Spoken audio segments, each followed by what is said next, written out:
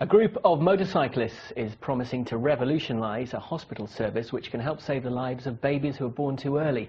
The John Radcliffe's Hospital's Human Milk Bank has turned vital donations of baby milk down in the past because it couldn't afford to pay couriers to collect them.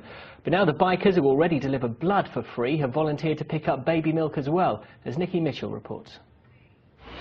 John Stepney and his colleague Norman are no ordinary milkmen. The bottles they deliver to the hospital doorstep provide vital nourishment for preterm babies fighting for their lives. The milk is donated by breastfeeding mums like Julie Page, who have more than enough for their own babies.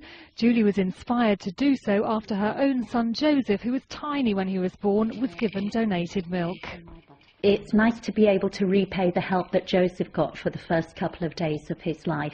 And it's actually not very difficult for me to express a little bit of extra milk and to store it in the freezer. But the most difficult part would be getting it to the hospital before it defrosts. And that's where the emergency rider volunteers come in. They already answer about 500 calls a year to transport blood around our region. A lady in Gloucester by chance phoned us up and said, can we help her get some milk from her home to the John Radcliffe in Oxford. At that particular point, the hospital had almost run out and was considering rationing the milk to the children they had in the ward.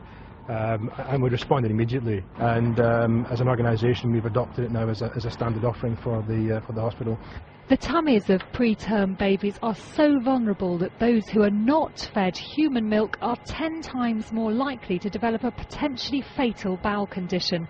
Each bag of frozen milk delivered is logged, pasteurised, screened and refrozen before being cleared for use. The thing that we've never had in the whole of the 36 years of the milk bank's existence is any way of getting milk from outside of Oxford, or certainly outside Oxfordshire, and I just see it opening up the whole of the country. I think it's going to make a huge difference to what we're able to do. The volunteer riders are now in the process of rolling out their milk transport service across the south east. Nikki Mitchell, BBC Oxford News.